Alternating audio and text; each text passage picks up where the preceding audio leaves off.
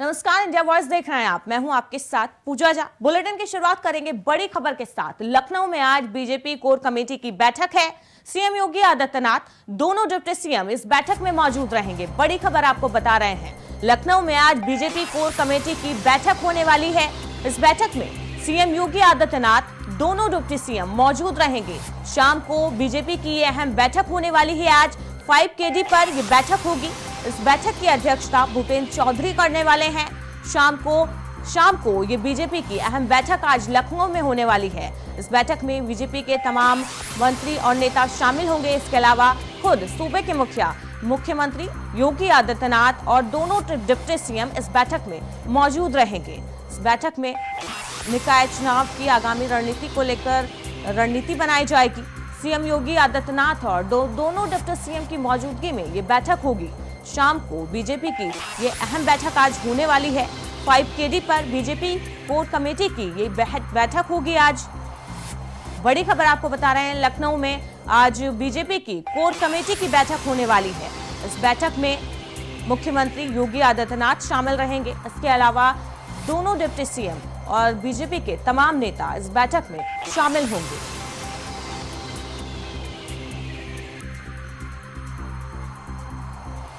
तो आज शाम को बीजेपी की ये अहम बैठक होने वाली है। लखनऊ में आज ये बैठक होगी। 5KD पर ये बैठक होगी कोर कमेटी की। योगी आदित्यनाथ इस बैठक में शामिल होने पहुंचेंगे। इसके अलावा डिप्टी सीएम केशव प्रसाद मौर्य और ब्रजेश पाठक इस बैठक में शामिल होंगे। दोनों डिप्टी सीएम की मौजूदगी में ये बैठक होगी आज। भूपेंद्र चौधरी, प्रदेश अध्यक्ष भूपेंद्र चौधरी इस बैठक की अध्यक्षता करेंगे। शाम को ये बैठक होगी जिसमें मुख्यमंत्री योगी आदित्यनाथ भी शामिल होंगे।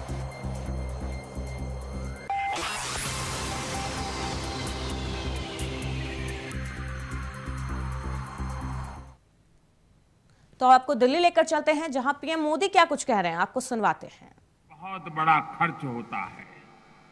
आज देश भर के किसान मुझे बताते हैं कि पीएम किसान निधि ने उनकी बहुत बड़ी चिंता को कम कर दिया है।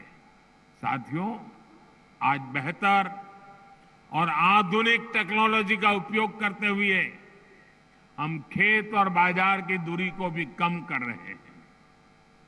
इसका भी सबसे बड़ा लाभार्थी हमारा छोटा किसान ही है, जो फल, सब्जी, दूध, मछली जैसे जल्दी खराब होने वाले उत्पादों से जुड़ा हुआ है।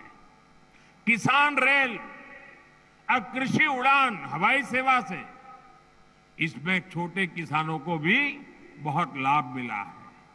ये आधुनिक सुविधाएं आज किसानों के खेतों को देश भर के बड़े शहरों से, विदेश के बाजारों से कनेक्ट कर रही है।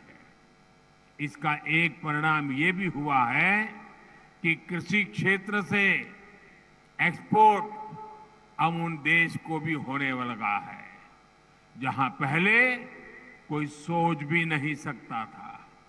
कृषि निर्यात की बात करें तो भारत दुनिया के टॉप 10 कंट्रीज में है। आज दुनिया के 10 प्रमुख देशों में है।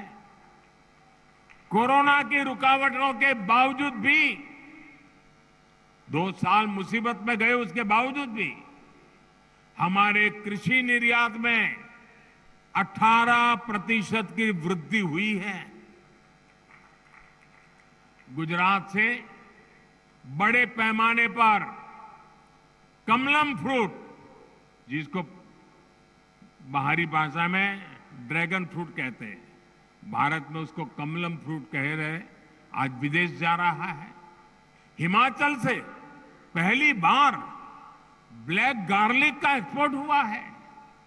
असम का बर्मीज अंगूर, लद्दाख की खुबानी, जलगांव का केला या भागलपुरी जरदारी आम, ऐसे अनेक फल हैं जो विदेशी बाजारों को भा रहे हैं। वन डिस्ट्रिक्ट वन प्रोडक्ट जैसी योजनाओं के तहत ऐसे उत्पादों को आज प्रोत्साहन दिया जा रहा है। आज जिला स्तर पर एक्सपोर्ट हब भी बनाए जा रहे हैं, जिसका लाभ किसानों को हो रहा है। साथियों, आज प्रोसेस्ड फूड में भी हमारी हिस्सेदारी बहुत अधिक बढ़ रही है। इससे किसानों को उपज के ज्यादा दाम मिलने के रास्ते खुल रहे हैं। उत्तराखंड का मोटा अनाज पहली बार डेनमार्क में गया। इसी प्रकार कर्नाटक का ऑर्गेनिक जैकफ्रूट पाउडर भी नए बाजारों में पहुंच रहा है। अब त्रिपुरा भी इसके लिए तैयारी करने लगा है। ये बीज हमने पिछले 8 वर्षों में बोए हैं, जिसकी फसल अब पकनी शुरू हो गई है।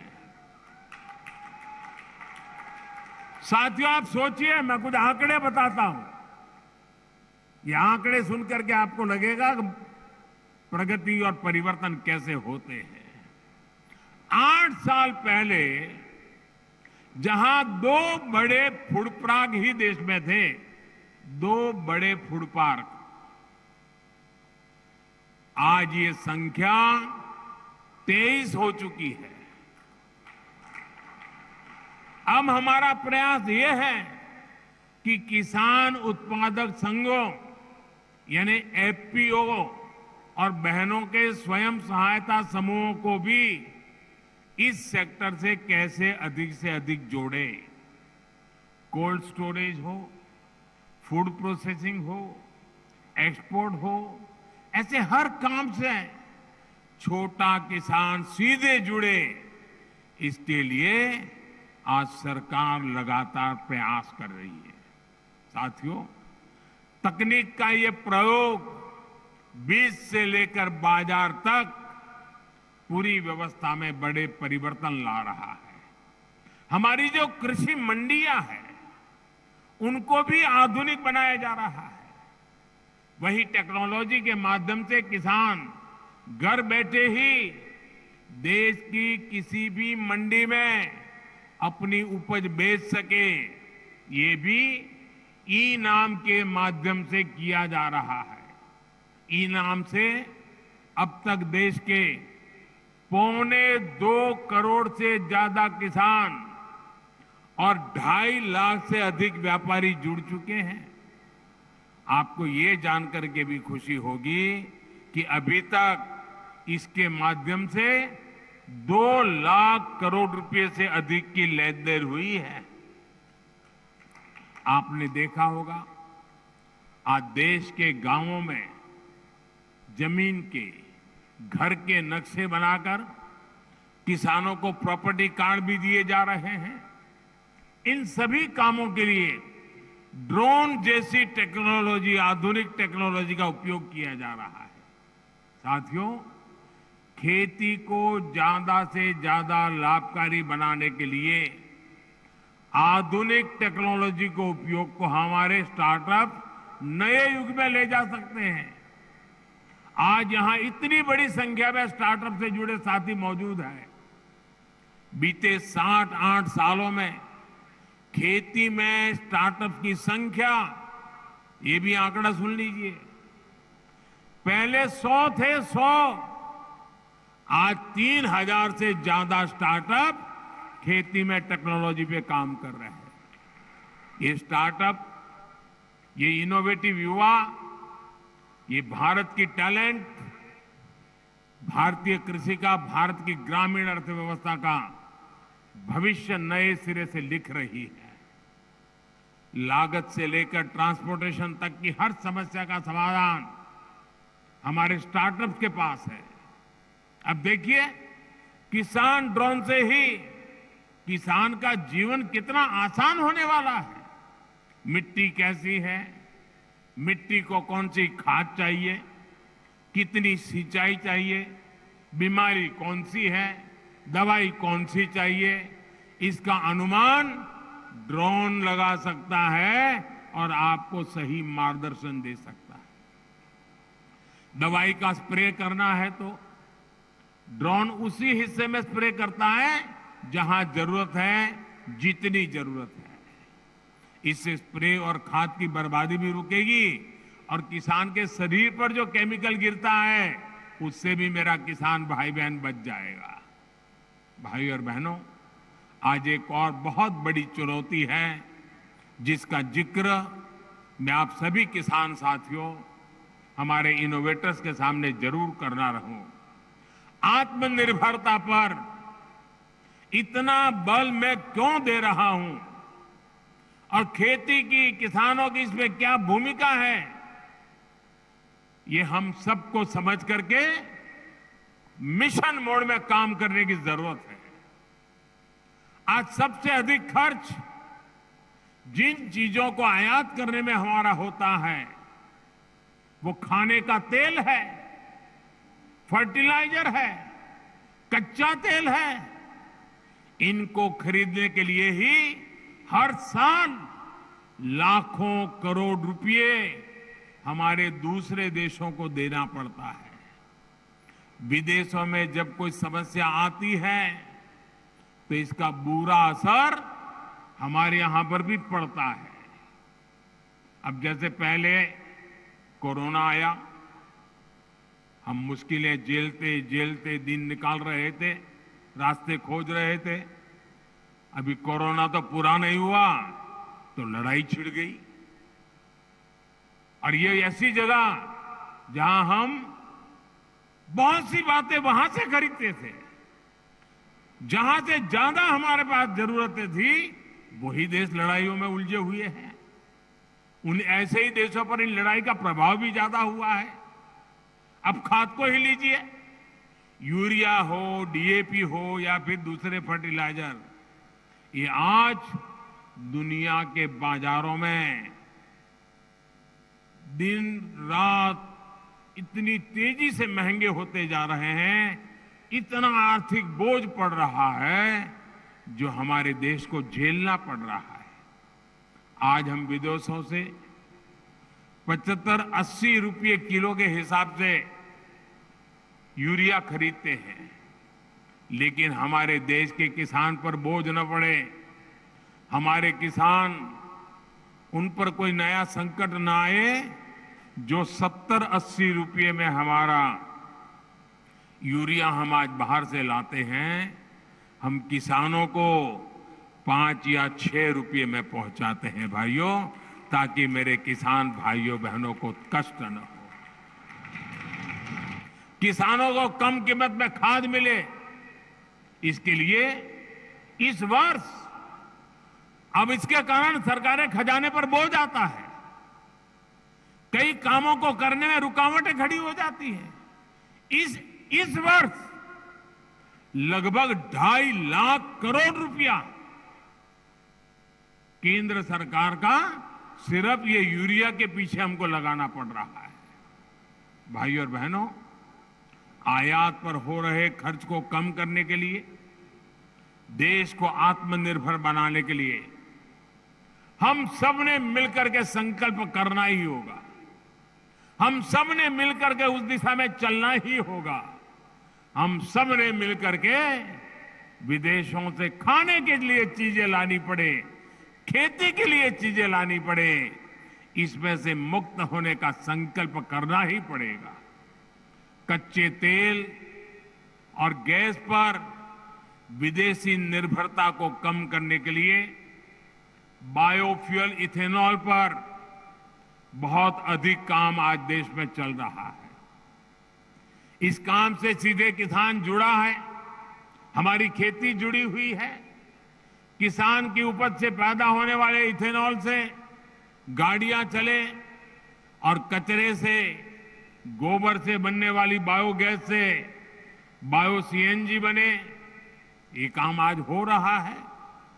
खाने के तेल की आत्मनिर्भरता के लिए हमने मिशन ऑयल पाम भी शुरू किया है। आज मैं आप सभी किसान साथियों से आग्रह करूंगा कि इस मिशन का अधिक से अधिक आप लाभ उठाएं। तिलहन की पैदावार बढ़ाकर हम खाद्य तेल का आयात बहुत कम कर सकते हैं। देश के किसान इसमें पूरी तरह सक्षम है। दालों के मामले में जब मैंने 2015 में आपको आह्वान किया था, आपने मेरी बात को सर आंखों पे उठा लिया था और आपने करके दिखाया था। वरना पहले तो क्या हाल था, हमें दाल भी विदेशों से लाकर के खानी पड़ती थी।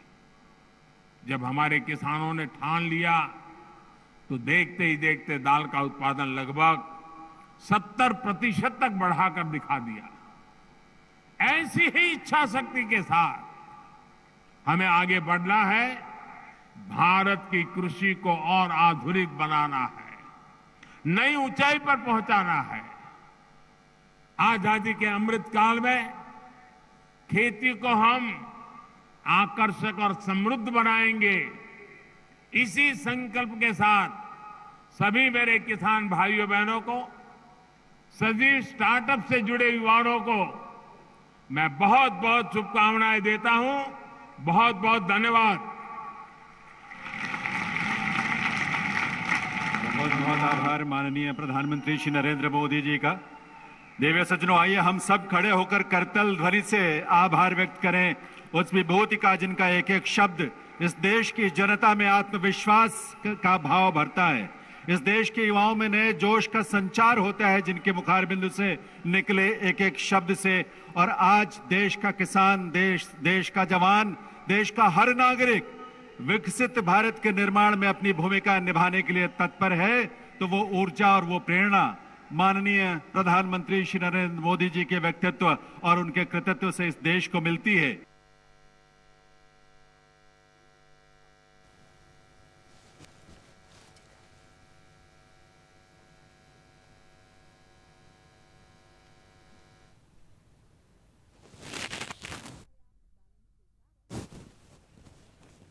आगे बढ़ते हैं, बड़ी खबर आपको बताते हैं। आगरा से तपन ग्रुप के ऑफिस पर बड़ी आईटी की रेड पड़ी है। आगरा में बड़ी खबर आपको बता रहे हैं, तपन ग्रुप के ऑफिस पर आईटी की रेड पड़ी है। अधिकारी कागजातों की जांच कर रहे हैं। कई नामचीन ब्रांड बनाता है तपन ग्रुप, जिस पर आईटी की रेड पड़ी है। टीम ने ऑफिस को सील बंद किया है।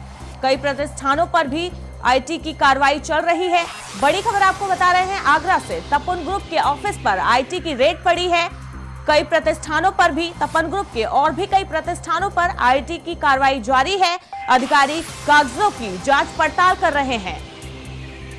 कई नामचीन ब्रांड बनाता है तपन ग्रुप। तपन ग्रुप कई नामचीन ब्रांड बनाता है और इस ग्रुप के कई और प्रतिष्ठानों पर भी आईटी की कार्रवाई जारी है। अधिकारी और टीम जांच पड़ताल कर रहे हैं कागजों की। टीम ने ऑफिस को सील बंद किया है। तपन ग्रुप के कई ऑफिस पर आईटी की रेड पड़ी है। आगरा से आप बड़ी खबर आपको बता रहे हैं।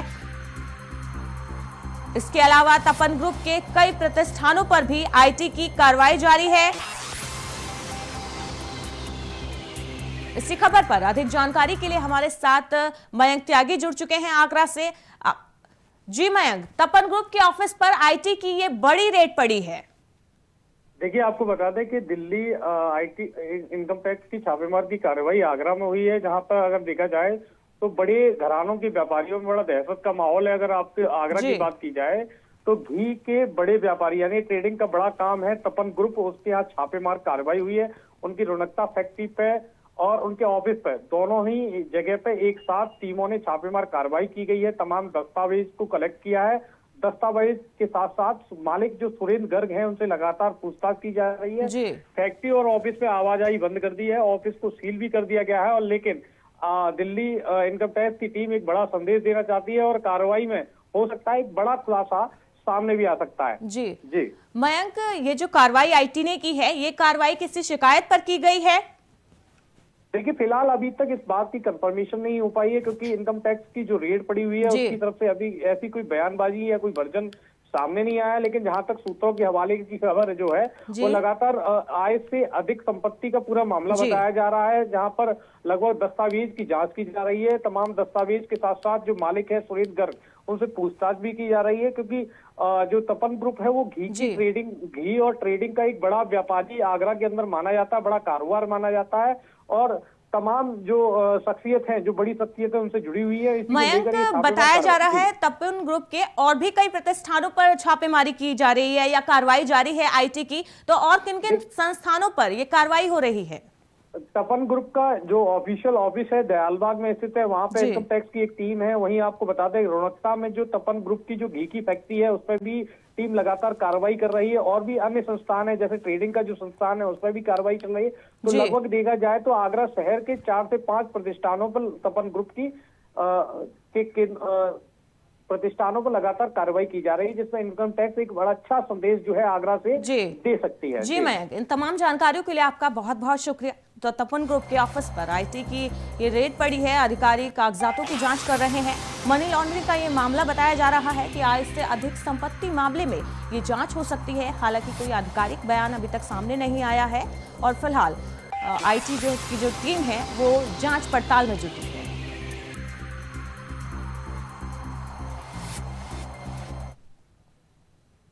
आगे बढ़ते हैं। मोतिहारी में सिलेंडर विस्फोट होने से बड़ा हड़कंप मच गया है। आग पर काबू पाने के दौरान ये सिलेंडर में विस्फोट हुआ, जिसकी वजह से 13 लोग जख्मी हो गए। बड़ी खबर आपको बता रहे हैं, मोतिहारी में सिलेंडर में विस्फोट होने से इलाके में हड़कंप मच गया।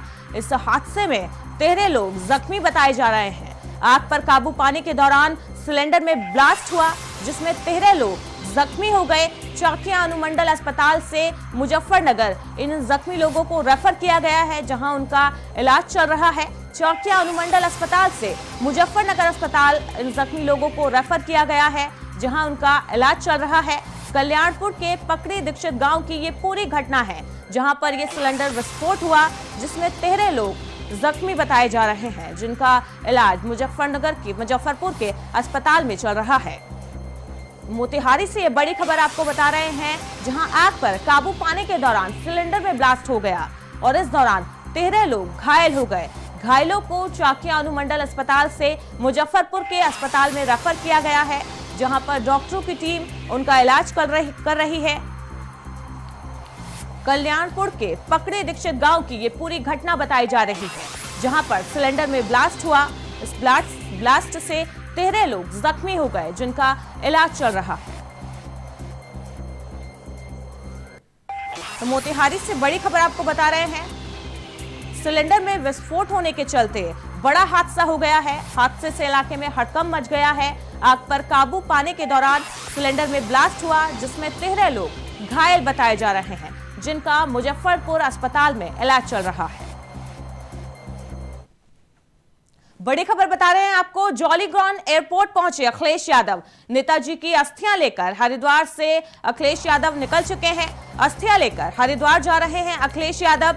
उनके साथ डिम्पल, शिवपाल और धर्मेंद्र यादव समेत परिवार के अन्य लोग मौजूद हैं। बड़ी खबर आपको बता रहे हैं, नेताजी की अस्थियां लेकर हरिद्वार के लिए अखिलेश यादव निकल चुके हैं। तस्वीरें आपकी टीवी स्क्रीन पर, नेताजी की अस्थियां लेकर हरिद्वार के लिए निकल चुके हैं अखिलेश यादव। इस दौरान उनके साथ डिम्पल और उनके चाचा मौजूद हैं। इसके अलावा सपा कार्यकर्ता और अन्य लोग भी उनके साथ मौजूद हैं। सड़क मार्ग से हरिद्वार जाएंगे अखिलेश यादव, जहां पर वो आज नेताजी की अस्थियां नमामि गंगे घाट पर विसर्जित करेंगे। तो हरिद्वार के नमामि गंगे घाट पर नेताजी की अस्थियों का विसर्जन किया जाएगा और उन्हीं अस्थियों को लेकर अखिलेश यादव हरिद्वार के लिए निकल पड़े हैं, जहां पर उनके साथ परिवार के लोग और सपा कार्यकर्ता मौजूद हैं। तो हरिद्वार के नमामि गंगे घाट पर नेताजी की अस्थियों का विसर्जन किया जाएगा। नेताजी की अस्थियां लेकर हरिद्वार के लिए अखिलेश यादव निकल पड़े हैं। उनके साथ जॉलीग्रांट एयरपोर्ट पहुंचे हैं अखिलेश यादव। उनके साथ उनकी पत्नी डिम्पल यादव भी मौजूद हैं। नेताजी की अस्थियों को लेकर अखिलेश यादव हरिद्वार के लिए निकल चुके हैं। हरिद्वार के नमामि गंगे घाट पर नेताजी की अस्थियों का विसर्जन किया जाएगा आज। इस मौके पर अखिलेश यादव के साथ डिम्पल यादव, शिवपाल यादव, धर्मेंद्र यादव समेत परिवार के कई अन्य लोग मौजूद हैं। तो हरिद्वार में नमामि गंगे घाट पर मुलायम सिंह यादव की अस्थियों का विसर्जन किया जाएगा। जॉलीग्रांट एयरपोर्ट के लिए अखिलेश यादव निकल चुके हैं। उनके साथ परिवार के अन्य लोग भी मौजूद हैं।